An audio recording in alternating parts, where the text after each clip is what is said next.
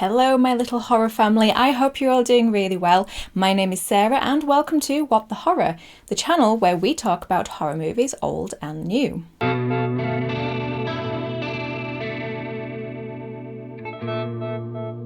I'm so excited for today's episode as we are once again talking about one of my favourite franchises, Saw. So far on this channel, we have taken a deep dive into the first film. We have looked at the unanswered questions in the franchise.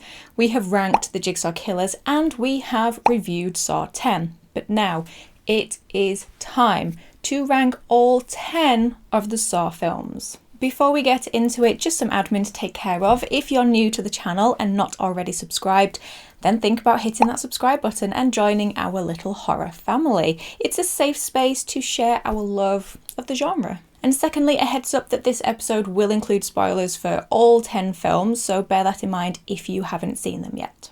Alright then, I don't want to waste any more of your time and I want to talk about these movies, so let's just get into the ranking. At number 10, bottom of the pile, it is Spiral from the Book of Saw.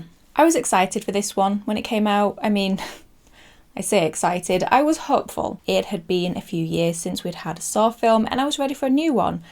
But this one just wasn't for me. I didn't hate it on first watch. 2021, if I remember correctly, was a bit like 2020. We weren't exactly drowning in horror films, so I enjoyed it so far as I was watching a new horror film. I enjoy that it has the signature Saw colour palette, and I think by using the warm yellows and having the characters all sweaty and gross for most of the runtime, it really made it so that I could feel the heat wave that they were in.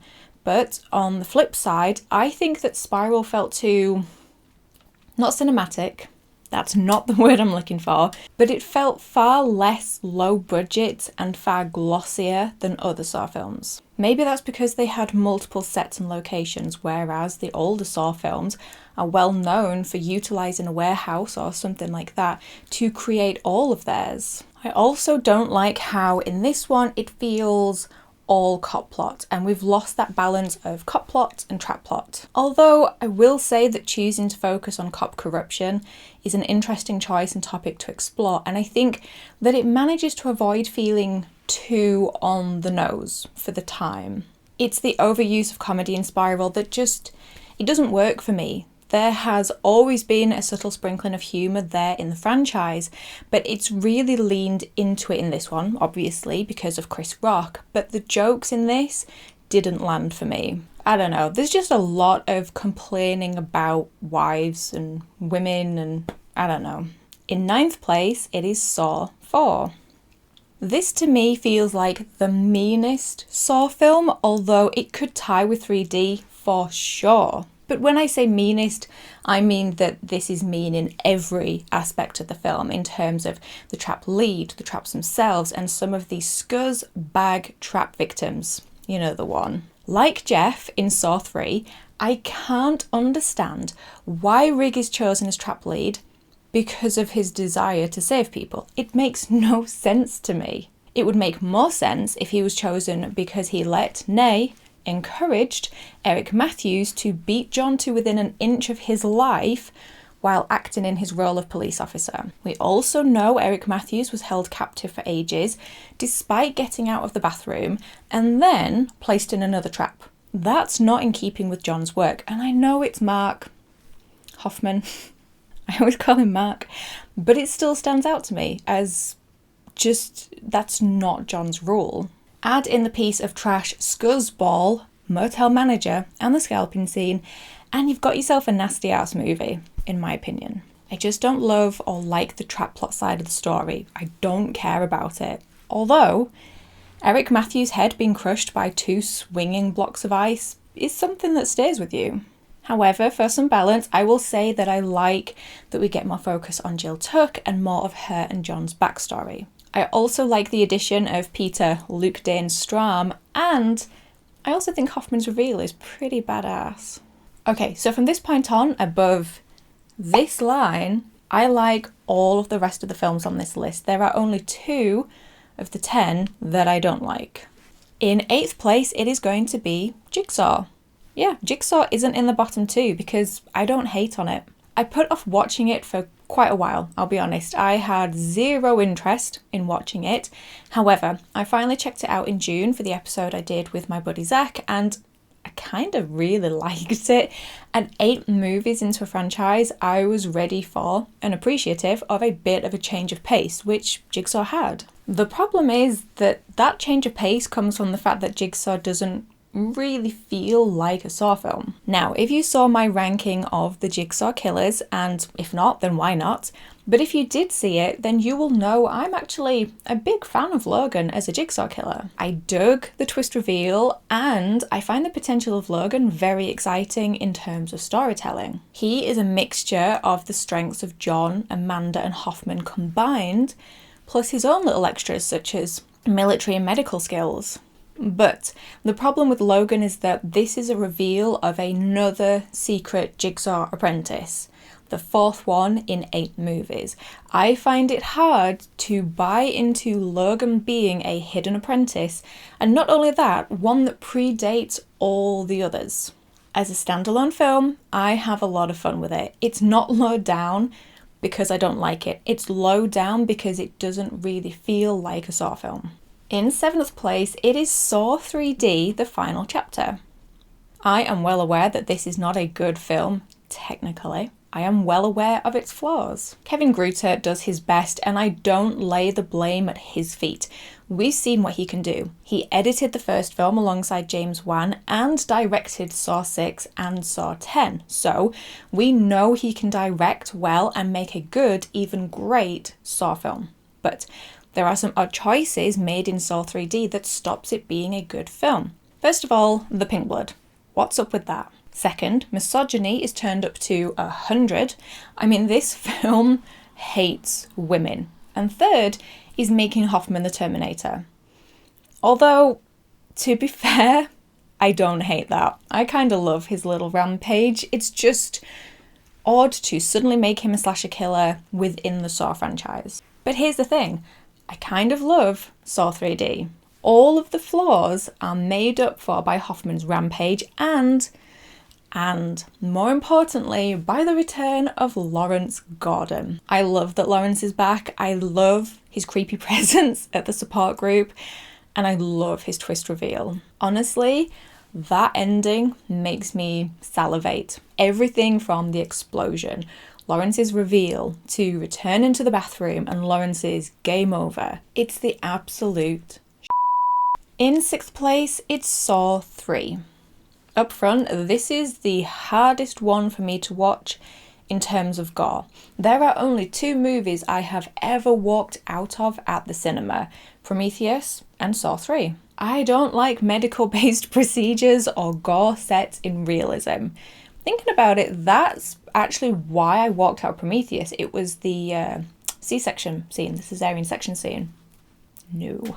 The majority of the gore and traps in the Saw films feel hyper-real, and that allows me a certain level of security. But Saw 3 is the medical one, and I lose that safety barrier, especially when brain surgery is being shoved in my face. Here, get that in your face. I also struggle to get on board with Jeff being chosen as trap lead.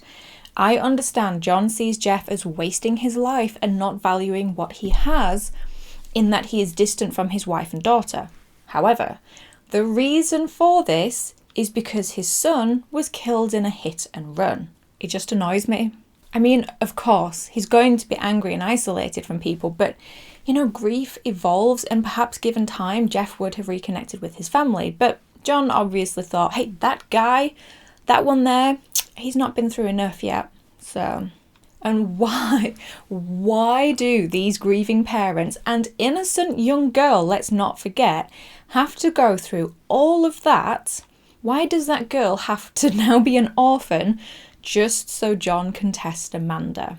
I said Saw 4 was the meanest, but I think Saw 3 is the bleakest. From Jeff and Lynn losing their son, Adam's less than peaceful death, to Amanda's pain, John's vulnerability, and both of their ultimate demises. It is certainly the most emotional entry, although Saw 10 is pretty close, I would say. But like I said, all the films above Saw 4, all the ones above Saw 4 I like. I appreciate just how good a film Saw 3 is. There's so much thought and depth to it. It's incredibly well written and acted and is full of treats for the fans. I love that we see Eric Matthews, and obviously I love the return of Adam in the bathroom. You guys know I love to see it. But my personal enjoyment is a big factor in the placement of these films, and so despite it being a strong one, despite it being a good film, it is in 6th place. Okay, so it was really hard for me to place the next 2 films. To be honest, they are more joined 4th place than 5th and 4th. And to be honest, they're also probably going to be a placement that I imagine people have the most to say about. Maybe. But for the sake of the ranking, in 5th place, it's Saw 2. After having Jigsaw on the bathroom for most of the first film, it is a gift to have Tobin Bell for most of the runtime. We get to learn more about John Kramer and Jigsaw and his whole philosophy. I enjoy the gas house trap. I think all of the little individual traps are brutal, while not needing to be overly gory. I mean, the needle pit one is hard to watch. And it helps that the characters are interesting to follow through the traps, especially Xavier, who, in my opinion, is far scarier than Jigsaw. One of the things I love most about this film, and also 3, is Darren Lynn Bousman's in-camera tricks where you progress, you move from one scene to the next, all in camera, just using the sets to create it. I love it. But one thing that drops Saw 2 down the list for me is that it feels like there is always something happening. It's very high energy. And I like the moments in Saw films that are quieter, stripped back, and character or dialogue focused. I'm just imagining someone who doesn't really know Saw hearing that there are quieter, stripped back, and character-driven scenes. Yeah. In 4th place, it's Saw 5. I find it really difficult to decide which film I prefer out of 2 and 5. Some days I like 2 more, others I prefer 5. I think Saw 2 is the better film, the stronger film, but I prefer to rewatch Saw 5, so that gives it more points. But to be honest, like I said, they're more joint 4th than 4th and 5th. Plus, I'm a Gilmore Girls fan, so watching Luke Danes run around investigating Jigsaw killings is highly entertaining. I think that 4 and 5 is following the same pattern we saw in Saw 2 and 3. Saw 2 had the reveal of Amanda, and Saw 3 then explored her backstory. Saw 4 gave us Hoffman's reveal, and then Saw 5 explores his backstory. And I find Hoffman's backstory really interesting. I love his and John's first meeting and how John points out the parallels between them, losing a loved one and feeling powerless to protect the ones you love. I know people really love Amanda and her connection to John, and while yes, that is really interesting, I like it too. I just feel like John and Mark's is as interesting. Called him Mark again. I get laughed at for calling him Mark. I've heard or read people describe this one as slow, boring, not a lot happens. I can agree that this does have a slower pace, yeah, for sure, but I disagree that nothing happens. It's nowhere near as smart as the first one, obviously, but it does remind me of it, as in it has lots of dialogue-heavy scenes, there's lots of 2 or 3 characters just talking. And I agree that there is a lot less focus on traps in 5, and I can understand why some fans don't like the film because of that reason, but the traps aren't what I love about the Saw films. The convoluted story is. What I do love about the trap in this one, though, is the lesson the victims have to learn and the reveal that they could have all survived. I appreciate something a little different, and trap victims working together for once. In 3rd place, it is going to be Saw 6. For me, there's not a huge amount of difference between 5 and 6 either, but I think 6, again, is the better film and has a better pace and a better balance between cop plot and trap plot. I don't hate the trap plot in 5, it's just that this one is far more engaging, for obvious reasons. Horror is the genre that has the freedom to explore real-life events and tackle social commentary, and Saw 6 certainly does that in tackling the immorality and the callousness of the health insurance world. How these people are dealing with literal life and death, but just treat it as nothing more than a business, dealing with only money. I also think Saw 6 has some of the best traps in the franchise that are a nice, they're a mixed bag. You've got the carousel, which, you know, can be really intense. There's the horror of the acid one at the end, and the emotional aspect of the barbed wire noose one.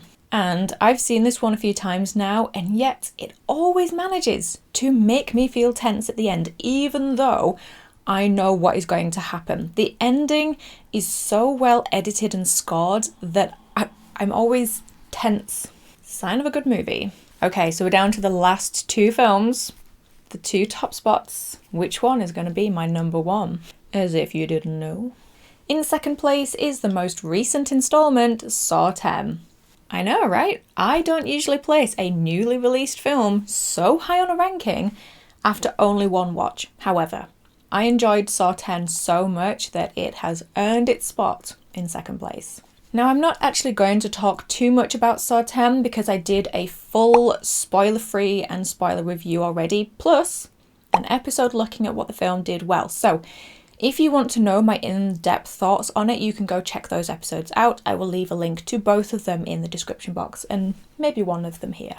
But as far as a brief review goes, I just really loved Saw 10. It was the first Saw film that I watched on the big screen, so that makes it special to me. This is the first Saw film in a while that is well written, well acted, but also caters to the gorehounds, as it's probably the most violent and gory Saw film so far.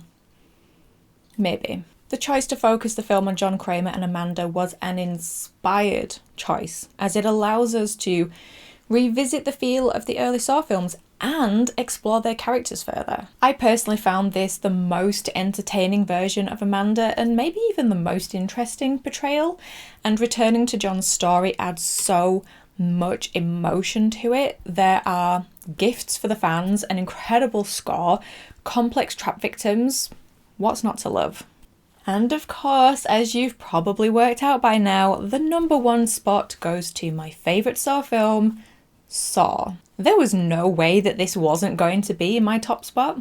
My regular viewers, especially those of the last few months, will know that Saw is a very beloved film to me. It is one of my favourite horror films. It is one of my favourite films.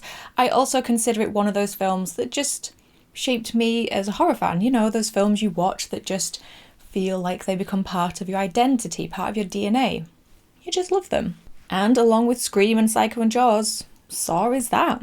Again, there's not much I can say about this film that you don't already know, especially considering the fact that I did a 2-part deep dive into it, but also because this film made such an impact on the horror genre as a whole, even being credited with creating a brand new subgenre. You know, we all know Saw. Saw may not technically be a perfect movie, but it is to me, and I adore it. I'm a big fan of Alfred Hitchcock, especially his one-location character-driven films like Rope and Dial M for Murder, and the original Saw has moments of that when it's just Adam and Lawrence in the bathroom. And the character development of these two is really what keeps me coming back.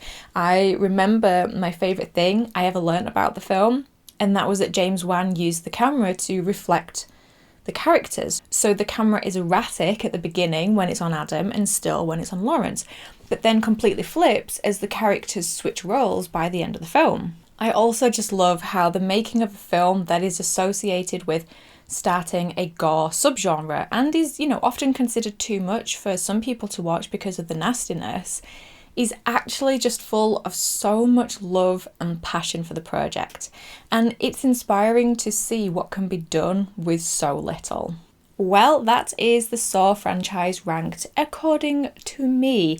All 10 of the films ranked from worst to best. But like I said earlier, everything above Saw 4 is stuff I like and stuff I love. The very bottom and top is pretty set in stone, but the middle is a little interchangeable because there are about 3 that I love almost the same. Let me know your own ranking down below in the comments. I'd love to know your thoughts on them. Be kind though to other people's rankings. I have no time for gatekeeping. Don't forget to give this video a like if you enjoyed it, as it really helps the channel, and hit that subscribe button too. Come join the What the Horror family. But in the meantime, thank you as always for stopping by. I really do appreciate it. Take care of yourselves, and I will talk to you in the next episode. Bye.